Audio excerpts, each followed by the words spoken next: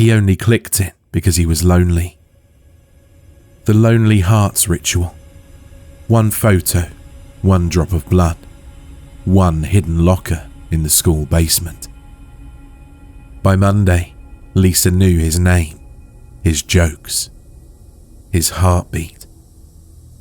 By Friday, he realized she wasn't Lisa at all, and whatever answered him wanted more than love. Travis sucked air through his teeth in a way that was reminiscent of a pained hiss.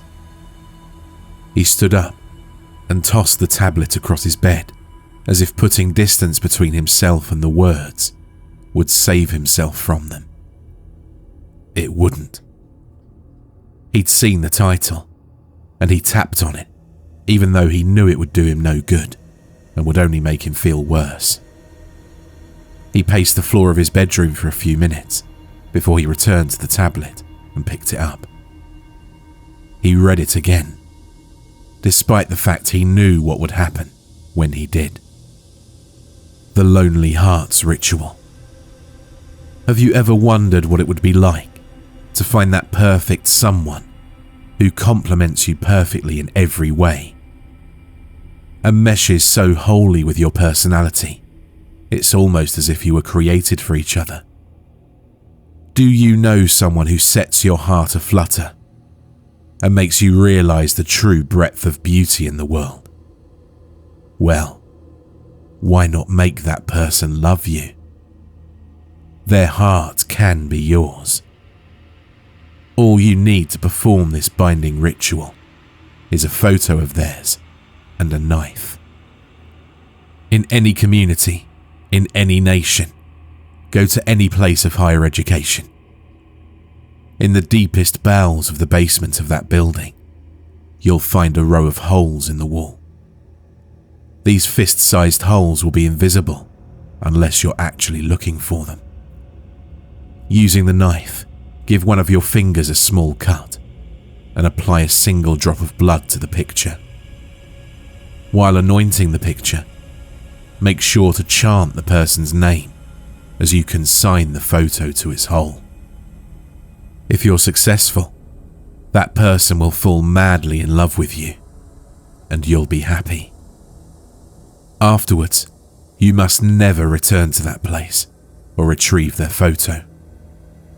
If you do, the photo will be distorted and look like a demon. Travis flipped the lid of the tablet with a flick of his wrist and covered the screen. Hiding the text did nothing to stop its insidious progress into his mind. The seed was planted, and it had already started to grow and would soon yield rotted fruit. He would brush it all off as some stupid ritual that only a sad, desperate idiot would try. He would tell himself he was happy, even if he wasn't, about how he had friends, even though no one really talked to him at school, and how the right girl would eventually come along and see him for the great guy he was, even though he didn't really like himself. He would ignore his nightly ritual of staring at the Facebook app on his iPad, waiting for a message or notification to invalidate the pervading sense of loneliness which surrounded him. He'd ignore the fact that more often than not, he'd find himself crying without really knowing why before he drifted off. Travis told himself that only a real loser would perform some stupid ritual he found on the internet in an attempt to win someone over. Only a pathetic person would do something so desperate and delusional in an attempt to find companionship. He would carry out the Lonely Hearts Ritual by the end of the week. He knew it was ridiculous, but at this point he was desperate enough to try anything. He was so tired of being a wallflower. He wanted to stop feeling so alone.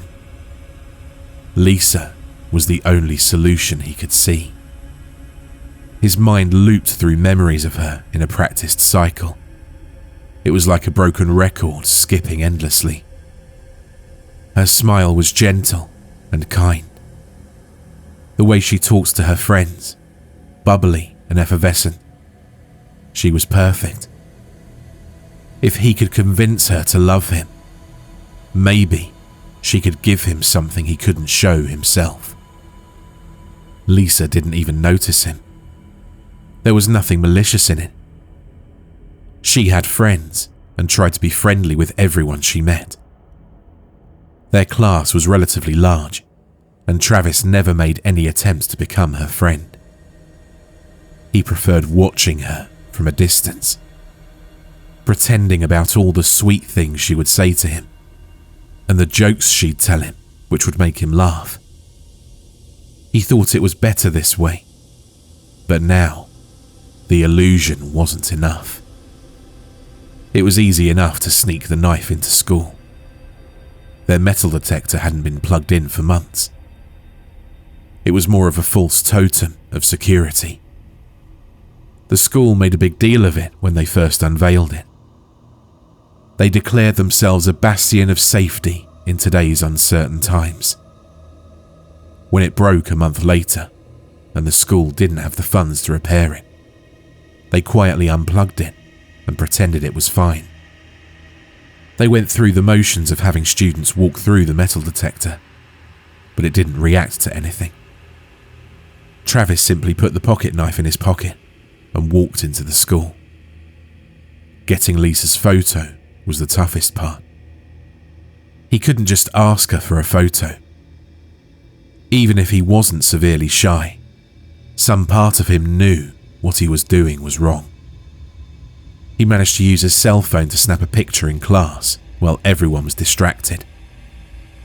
He discreetly tucked the phone under his arm and tapped the camera icon.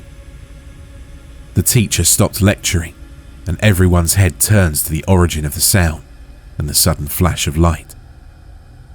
Travis nervously pretended to look for the source of the sound, despite the fact it had clearly come from his desk. He was certain everyone knew it was him, but he still tried to hide it. He took his phone to the library during their lunch break and connected it to the printers using the USB port. He took one last moment to admire the photo before hitting print. It was perfect. Lisa was perfect. Her auburn hair encircled her beautiful face. If her eyes were open, he would have seen her warm hazel eyes. She was sleeping peacefully. He printed the photo and hastily averted his face from the librarian, who'd been watching him with a quizzical expression. After school, Travis found the door to the basement and went inside. His parents wouldn't mind if he returned later than usual. They typically got home from their respective jobs at around 5, so that gave him 2 hours to explore the basement and get home before them. He knew it probably would take a lot of time searching for the spot the ritual talked about, if it even existed. He used his phone's flashlight to light the way. He clutched Lisa's photo and the pocket knife in his other hand. A small part of him was secretly happy when he didn't find any holes in the wall. Deep down, he knew how stupid all of this was. Performing a magical ritual which couldn't possibly be real, in order to win the heart of a girl who didn't even know he existed. The basement was mainly used to store cleaning supplies and broken items the school no longer needed, like old projectors. Travis was about to accept defeat when he saw the lockers. They were tucked away in a far corner down a small hallway. He could see why they were down here. They had mold growing along the bottom, and the paint was sloughing off in patches, revealing rusty stains underneath, like a neglected mangy dog. The bank of lockers had 2 rows of 12 alcoves, and were just large enough for your book bag or a photo. Travis said to himself, "Might as well try." He meant it to sound nonchalant, but there was something beneath his voice that unsettled him. A desperate urgency he wanted to pretend didn't exist. He opened the first locker and was greeted with the built-up smell of must and rust. He performed the ritual as quick as he could, as if he were compelled. He jabbed the tip of his index finger with the pocket knife. He didn't wince. He squeezed his finger and watched as a fat drop of blood stained the immaculate gloss of the photo he'd taken. He chanted, "Lisa Danielle," a half a dozen times before the name lost all meaning and sounded awkward on his lips. He whispered it a few more times just to be safe, before he slipped the stained photo inside the locker and shut the door. Travis returned home with his face flushed, shame and self-loathing swelling up inside of him, and his heart hammering in his chest. He made sure to wash his hands thoroughly and disinfect the cut. He slapped a band-aid over his finger. When his parents returned home and noticed the cut, he explained it in the usual manner. He'd sliced open a finger while cutting an apple for an after-school snack. He spent the rest of the weekend beating himself up for doing something so superstitious and stupid. He knew how ridiculous it was, performing a stupid internet ritual to try and get a girl to notice him. More than that, it was pathetic. He said he was too embarrassed to talk to her, but the real answer was buried deep inside him. He was worried about losing or alienating the last thing he had. He told himself there was nothing sexual about it, and for once, he was being honest with himself. None of this was motivated by lust. The thoughts hadn't even crossed his mind until this point. He just wanted her to look into his eyes and say those 3 simple words to him. "Are you okay?" He wasn't. He was far from it. Every day, he had to give himself a reason to keep going. Had he talked to a professional, their diagnosis would have likely been clinical depression. He didn't seek help. Instead, he'd say something that he liked about himself or the world around him as a reason to keep going. Sometimes it would be his sense of humour. He'd spend the rest of the week convincing himself how terrible his jokes really were. Other times, it'd be his friends who loved him and would be sad if he were no longer there. But then he'd notice how distant they really were. He never really talked to them outside of class, and every interaction felt like a courtesy. Each reiteration, he lost another reason to live. Travis saw Lisa as his last chance, his final opportunity for happiness. He repeatedly told himself she was the only good thing left in his life, after the bad chemicals in his brain convinced him that it was true. Instead of talking to someone or getting help, he placed all of his expectations and hope on the shoulders of this girl he barely knew.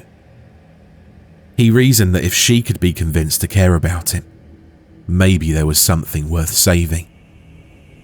He wished she would notice him. On Monday, his wish came true. Lisa was waiting for Travis outside their school with a warm hug. It was so sudden and unexpected that it knocked the air right out of his lungs. She asked how his weekend was, and he fumbled for something interesting to say. She laughed at his attempts to say something witty and hung on to his every word. Travis couldn't believe it. He never thought the ritual would work. He figured this would be another brick in the road that inevitably led towards the end. It was too good to be true. It really was. During class, he excitedly searched for the ritual. He didn't know how it worked, and he hoped the comments might explain what was happening. The comments were about as helpful as you'd think. It seemed no one had performed this ritual, or if they had, no one was talking. Travis lied and told himself it didn't really matter. She was his friend and he was happy. Maybe most didn't attempt the ritual, which was why no one was writing about it in the comments.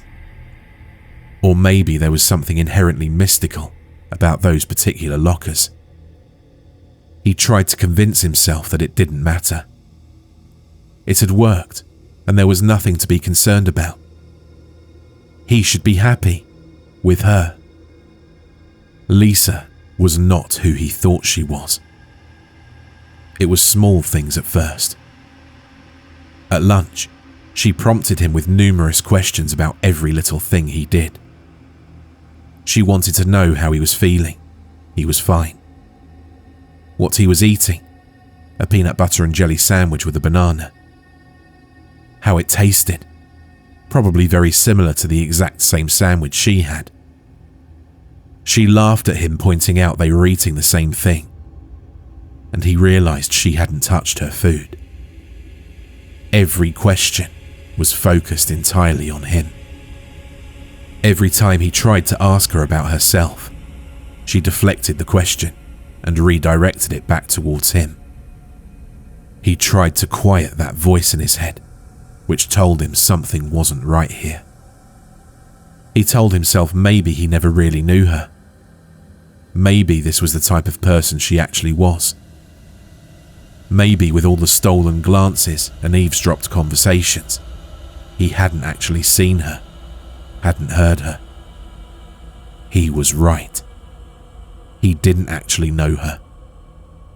He built up this perfect person in his mind that didn't actually exist. She was an ersatz entity, manufactured as an emotional crutch. It would take a week of class with her to realize his worst fears. Lisa wasn't just interested in him. She was obsessed. Her sapphire blue eyes were always on him. Sometimes he'd turn around in class and see her staring at him, oblivious to everything else around her. His name was always on her lips.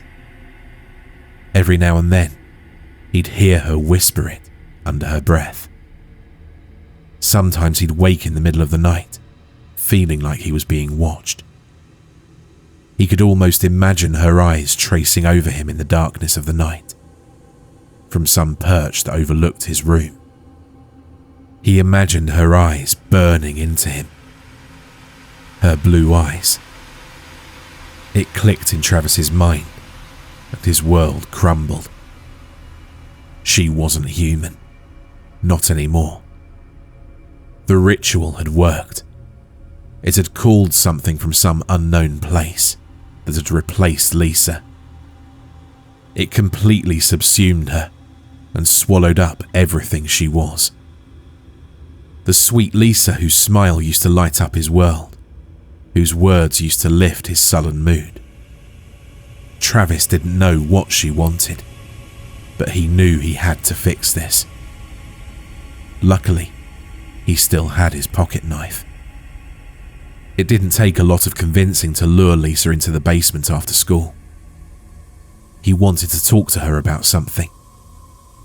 She was so focused on his words that she never noticed his sweating, fidgeting, or nervous jitters. The basement was far from prying eyes, and remote enough where he could confront her without worrying about intervention until he took care of what he needed to do. She was noticeably nervous about being in the basement. She kept glancing around and refused to get any closer to the bank of lockers. He blew out the breath that had been rattling around in his lungs since luring her down here, as he fanned the blade out from the pocket knife. He had to know, one way or the other. "You're not Lisa. Your eyes are different. The real Lisa wouldn't act this way. She wouldn't talk to me like this. She probably wouldn't ever talk to me. What did the ritual do? What did you do? Answer me." After those words were spoken, something changed in his friend. It was like a hairline crack forming along a fish tank. Lisa asked. What ritual? I came because you called out to me. I was in the dark. I was lost and alone. We couldn't leave that place. It was an endlessly shuffling labyrinth. I heard you calling out. I smelled you, coppery and sweet.